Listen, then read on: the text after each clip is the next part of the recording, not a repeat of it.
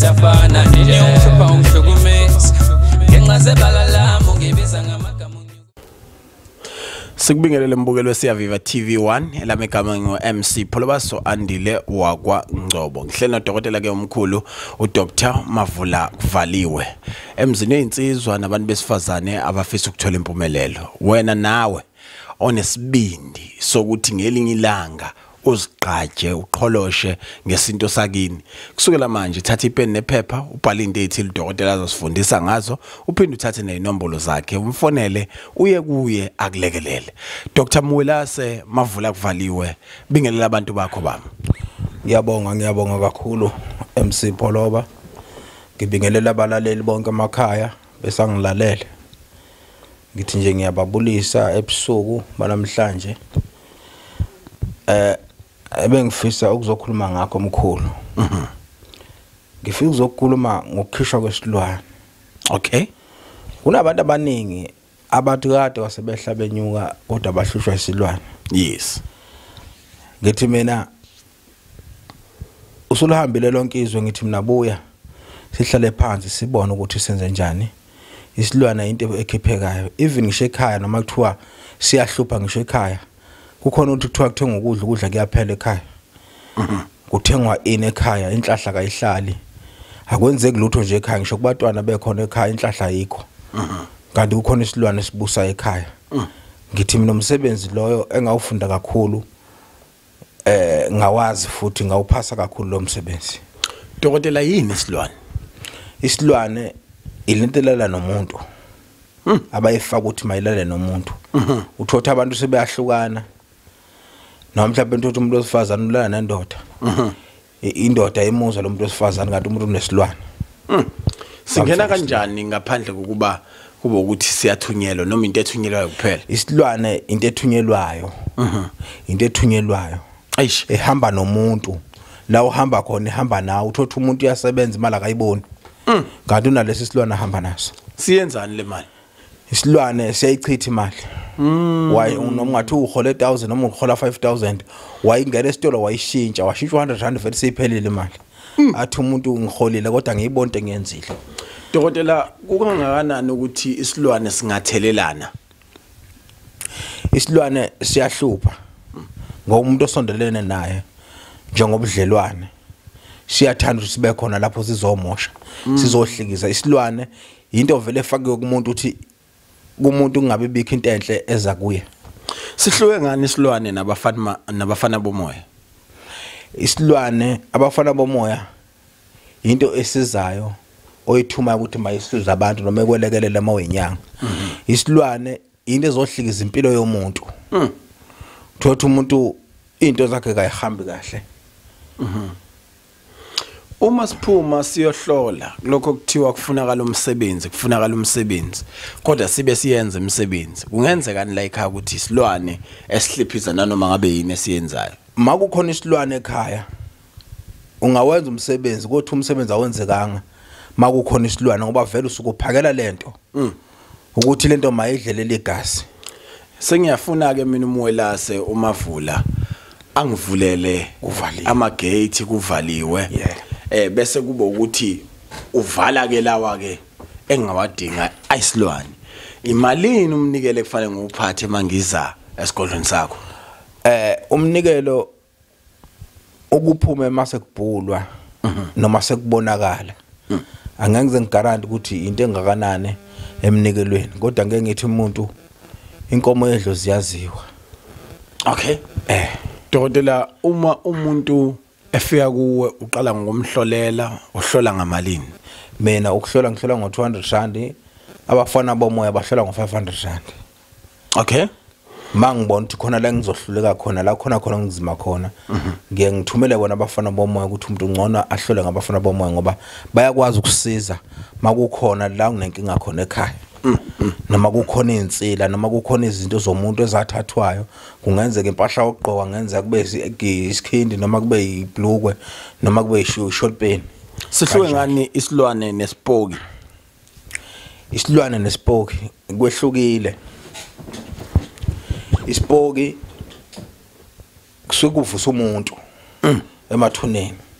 Isilwane kusuke kuyisilwane nje lesi sikwazi nje vele uganga ngabantu like utikolosha okay shothi ngamamazi isilwane sithunyelwa umuntu onotikolosha noma umuntu okwazi ukucontrol utikolosha umuntu okwazi ukukhanda utikolosha kuvusa utikolosha eish uthini ngengane ezincane emane ehayize ezikoleni ingane ezikoleni mayisuke ehayiza kusuke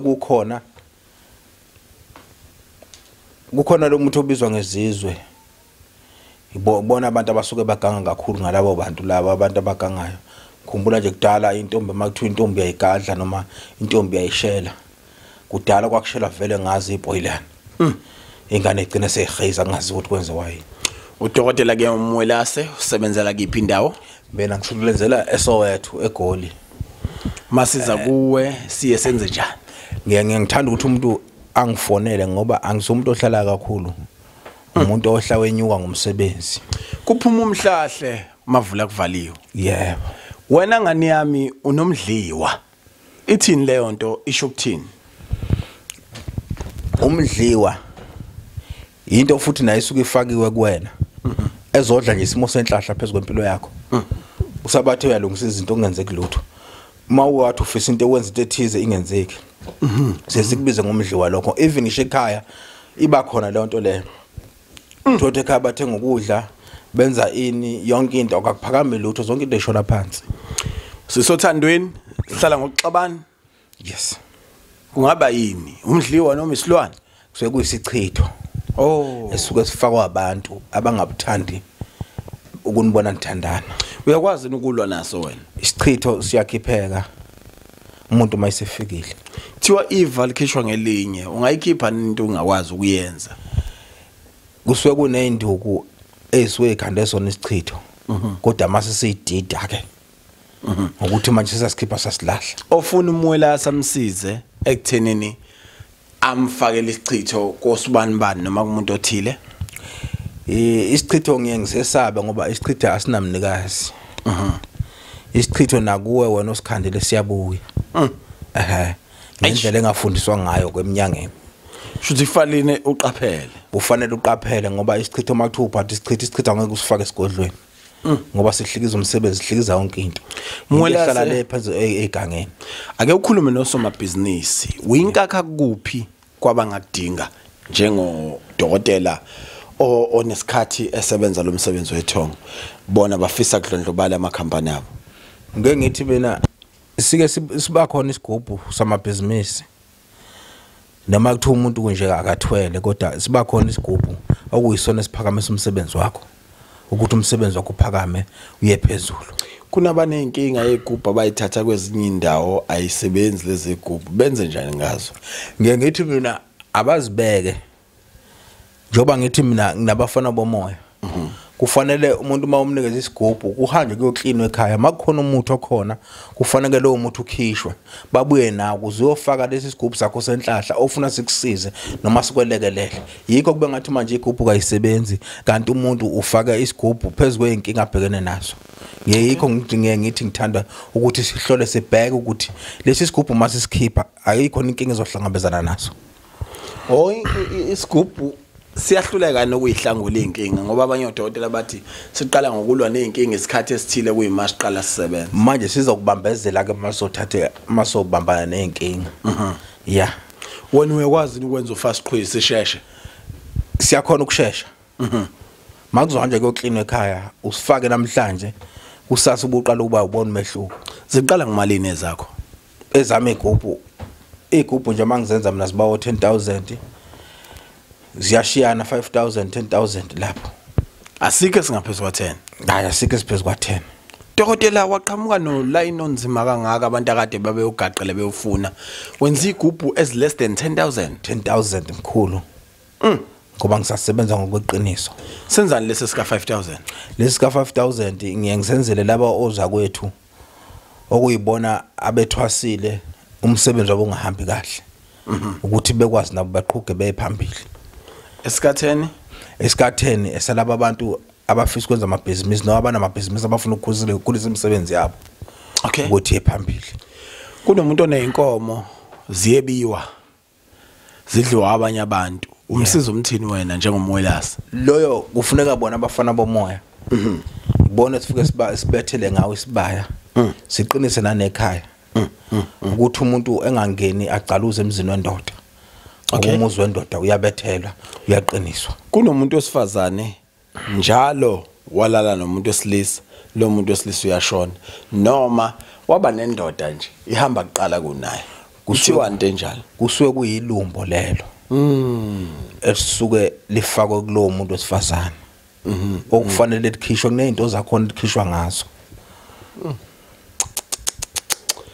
inzima lento futhi bukhuni mbuke lapho ngasekhaya make sure ukuthi uyasubscribe ahleli nodokotela uDR.MWELASE UMAVULA KUVALIWE endaweni yaseGoli kuphi neGoli baba Soweto siphi inombolo zakho abantu bezishicilele bese beyakuthinta inombolo zami engitholakala kuzo umuntu ongifunayo u073 073 44 50 50 650 inombolo 50 yebo na WhatsApp futhi ngiyatholakala uDR.MWELASE UMAVULA KUVALIWE olaphela endaweni yaseGoli mhlambe MWELASE umuntu akakubuza lo mbuzo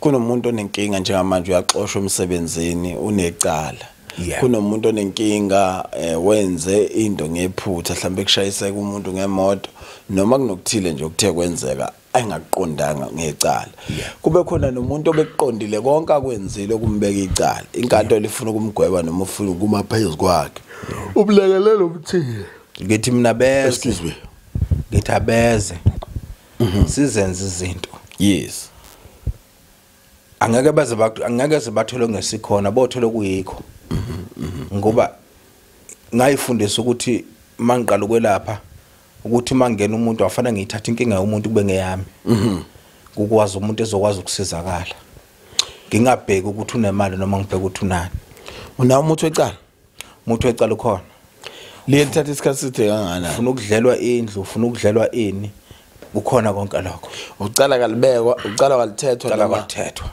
okay bathi abanye icala kalithethwa wona lo wenza ukuthi ummele libele ngidla imali ngoba liyahlehla kufuna ukuthi ucala kalithethwa yeah lo cala lithethwa uzokwenza ukuthi lingathethwa kodwa lokho lihlehla liyaphela ngoba umuntu mayifikile ethi unecala ngeke ngimthathe ophalazela phezulu eyophalazela entabeni sifike sifase ifindo lapho yes abamemeze bonke abantu ababhekene nana abanenkinga naye ngendlela efihlakala ukuthi leli cala kalikho kunabantu abahoshuliziso bengaqondanga babephoqwa omalume bephoqwa incinde zethile bephoqwa abazali beingane ezinye namhlanje bayesola abanenkinga yini ongabahlamba ngayo engenza ukuthi lelishwa nezwaca behlengeke kulo bekwazi nokuqamba izingane zawo kufanele ukuthi beze sibageze ngasesigubhu lesi sokugeza sikwazi ukuthi sibalekelele simalini lesi sigubhu sokugeza noma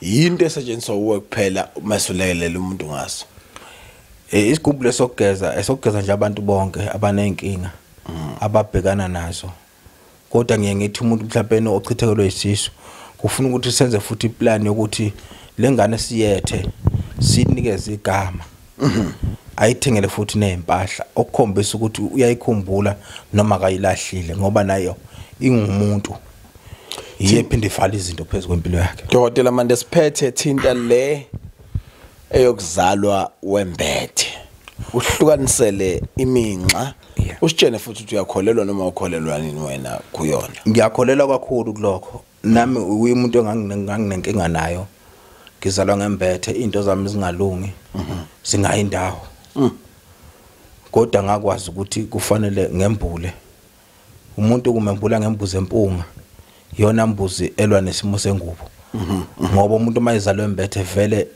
kusuke umuntu okufanele ngabe wayiliwele uthothi izinto zakhe kayisahambi kahle seyihubthwa ile ngubo noma seyihubthwa liliwele kwakufanele bekhona ayish ngizwile mina dokotela usebenza ngaziphi insuku uqala ngasikhatsini sithini inombolo zakho sasiphethe mina ngisebenza ngolwesithathu nangomgqibelo ngoba kulezi ezinye insuku ngisuke nginikeza isineke sokuthi ngihlanganisela abantu imithi yabo abayidingayo dokotela omkhulu asibonge mhlambe umuntu mande bonge sikhumbuze inombolo zakho. Inombolo zami engitholakala kuzo umuntu ongidingayo na WhatsApp futhi ziyatholakala zithi 073 44 50 650 073 4450 650 yebo njalo ndaba. yebo Danke dokotela sibonga kakhulu. siyabonga kakhulu Pholo. Siyathokoza.